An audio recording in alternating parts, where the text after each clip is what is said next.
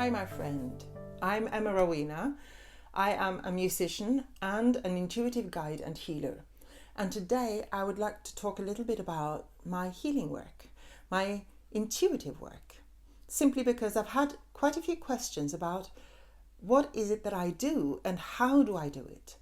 Some people ask because they wonder whether to come to me for guidance and help. Other people ask, especially clients who have been to work with me, they ask how they can connect to these things, how they can discover these abilities and insights and intuitive powers in themselves.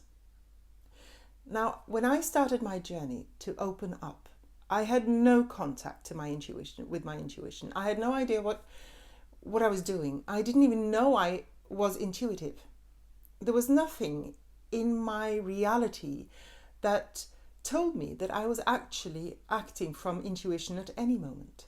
But I was. I just didn't realize. And we all do. But most of us ignore or forget this inner voice that is our intuition, our soul's wisdom, if you like. We forget to listen to it. We ignore it, using our rational minds and our confusion and the information given by other people to make our decisions or to react or to move forward in our lives. A lot of and I said react. When I say react, this often comes from patterns and from traumas and stories from our past that trigger us in some way so that we react from a place of fear, if you like, or of pain, of having been removed from our essence and our intuition. Our intuitive powers are connected to our heart, to our essence, to our powerful, beautiful, radiant beings as souls. Now, I believe, and this is what I experience in my work, and this is what I teach, I believe that we are more than meets the eye. We're more than this physical body. But we are also the physical body. So this is important to me, that you realize and that you recognize that, yes, this physical body, which sometimes causes us a lot of pain and a lot of frustration and worry, this is also part of our expression. But we are more. We are much bigger. Anita Murjani talks about the 80% that we cannot see and the 20% that is our body. Whatever that may be, the experience that I have and that I see and connect to when I work with other people is that we are much, much bigger than we think. And that energy, that soul, knows everything that we need to know. It knows more than what we need to know, but it knows everything that we want to and need to know in order to navigate in the most beautiful way in our lives as human beings and as eternal beings.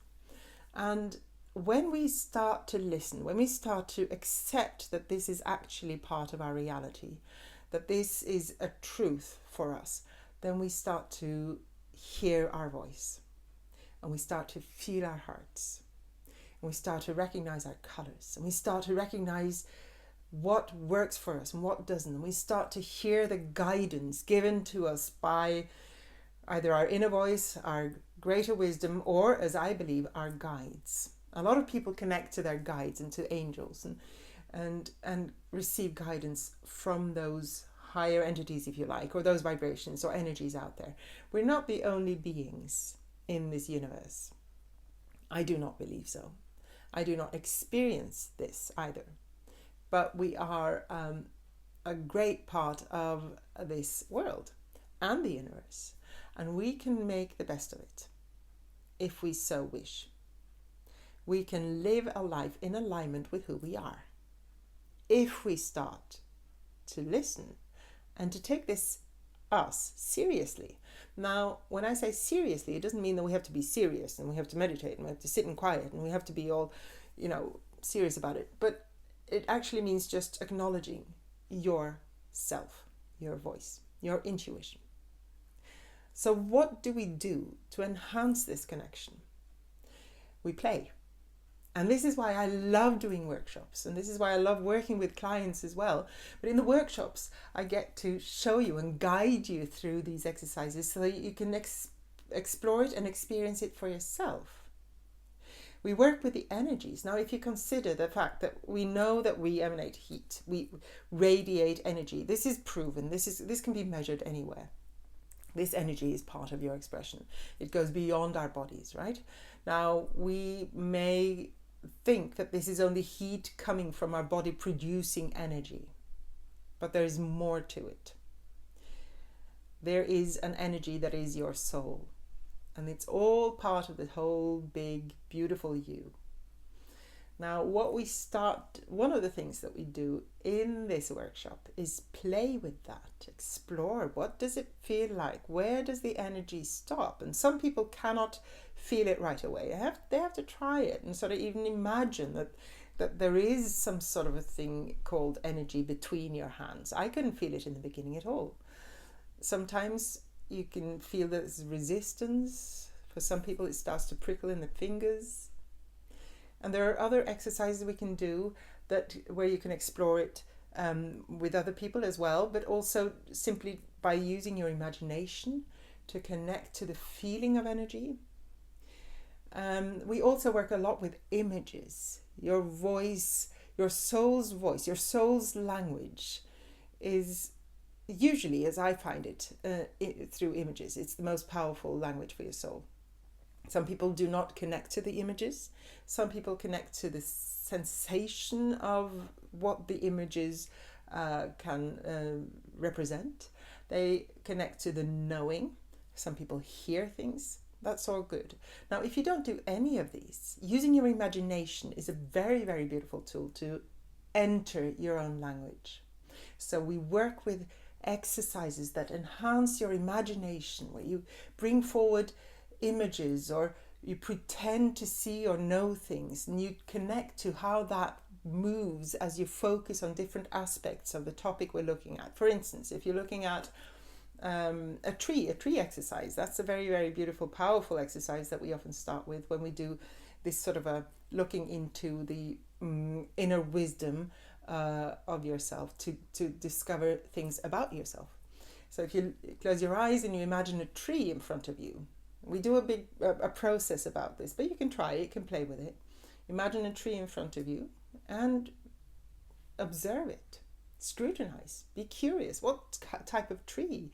What does the trunk look like? The leaves, are there leaves? No leaves. What are the surroundings? Is it cold? Is it warm? Light? Dark? What does the tree want from you? What does it need? What's the feeling that you sense that the tree is conveying to you? So these are the exercises that we do. We also work with feeling and sensing things in the body, connecting to the body. What do tensions have to say to you? What is a tension or a pain in the back? What's the message that's lying in that pain? Now, your body has carried you through your life, and it does so powerfully and beautifully. And I'll tell you why I can say that, because imagine now that you have this energy. You're huge, you're powerful, you're unlimited, you're creative force.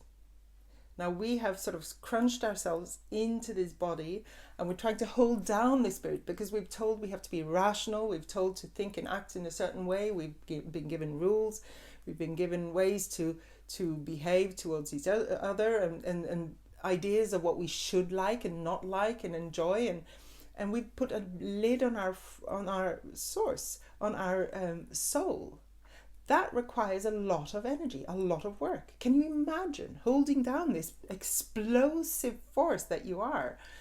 It's quite costly, and your body is doing this for you to a great deal, and it's costing the body quite a lot of energy, and it's been doing it for years. No wonder the pain starts to show up. No wonder the ailments start to come. And so what we do is we look at the tensions in your body. I do not go into the illnesses in these exercises. That's not for me. But we work with the tensions or with the messages in the body. Where do you feel stress or unease? In the meditation, we ask the body, what is this? What is it you're trying to say? What have you been holding for me? What can I do to help you to release this? How can we release it? Are we ready to release it now? And we work with experiencing yourself as a creative healing force through exercises, through meditations, visualizations, and through energy work. Because through all of this, I hold the space with energy, whether it's individual readings or workshops or groups. I always hold the space and guide you through it. So it's always a little easier to do this when you're in a workshop or in a group than on your own, until you have practiced and learned to navigate and manage this by yourself. So what I urge you to do, if you're curious about this, is one, sign up for a workshop. There's one on the coming Sunday, 16th of June, but I'll have workshops running all regularly in the future. But most importantly, explore for yourself. Try it on. Try these different things. Now, my book's coming out in July 10th, and there will be a few exercises and reflections and meditations there as well. And I will record the meditations in a deeper level that you can download when you bought the book.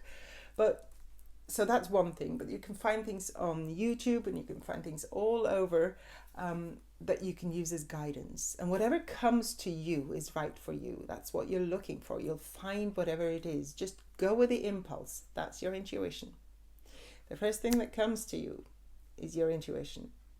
Now, having said that, I know that artificial intelligence plays a role here, because it picks up on what you're doing, right? It picks up on your patterns. So you're sort of getting more of the same stuff. So if you find that things are repeating itself and you're not really getting the guidance that you want, or you're not getting anywhere with, ask somebody, get in touch with somebody. Call me or somebody else who appears in your radar or on your screen or whatever, and ask for help and guidance. Connect with a group of people who are looking for the same sort of healing or awakening. Now, all of this tuning in, this meditation, these listening exercises, it's all about being here and now and discovering what's here and now. I don't work very much with the future, because when you do that, you sort of lock onto that idea of what the future is going to bring, and you lose a little bit the power of yourself here and now. Now, Eckhart Tolle talks about the power of being here and now, how that's the only place you can find peace.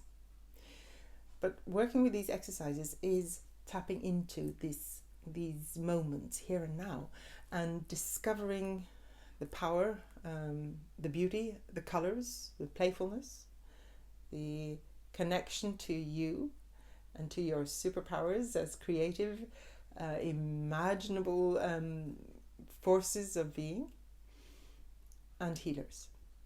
So you are all of that.